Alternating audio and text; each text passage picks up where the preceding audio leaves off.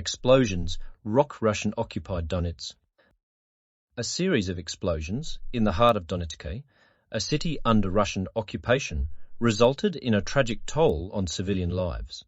According to the leader of the self-proclaimed Donetsk People's Republic, Denis Pushilin, a blast in Donetsk's urban centre claimed the lives of 3 civilians, leaving 1 wounded. These victims were employees of a public utility company in the Kashkai district, where a previously unexploded cluster submunition detonated.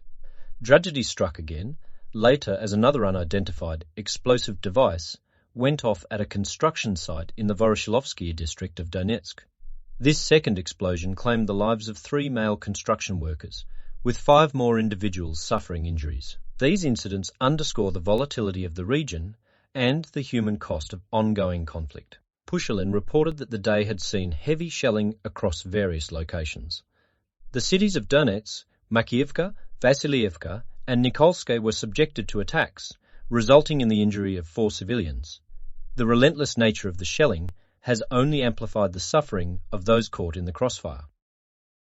Putin's visit amid Ukraine offensive. Russian President Vladimir Putin's visit to Rostov-on-Don, a city near the Ukraine border, takes on significant meaning against the backdrop of the ongoing conflict with Ukraine. According to the Kremlin, Putin engaged with top military officials overseeing the Ukraine offensive. The discussions included Chief of the General Staff Valery Gerasimov and commanders responsible for various sectors. The details about the visit remain scarce, but it coincides with Ukraine's counter-offensive to regain control over seized territories. The slow but steady progress of Ukraine's campaign contrasts with Putin's appearance in the strategic city of Rostov-on-Don. This city was previously the center of a short-lived uprising by the Wagner private military group, further highlighting its significance in the region's complex dynamics. Gerasimov, a prominent military figure, was present during Putin's visit. His role and influence within the Russian military have made him a figure of both praise and criticism, even from figures like Yevgeny Prigozhin, the head of the Wagner Group. Zelensky's diplomatic endeavours in Sweden.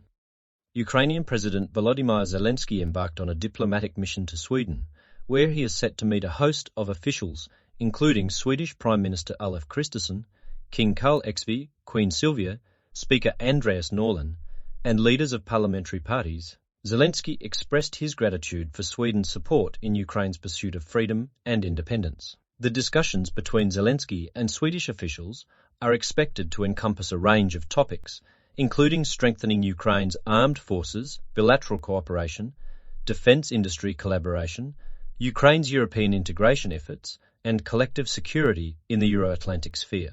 The visit aligns with Zelensky's focus on bolstering international alliances, particularly within the context of Ukraine's ongoing conflict with Russia. Zelensky's expressed support for Sweden's path to NATO underscores his commitment to shared security objectives and cooperative efforts in the face of regional challenges.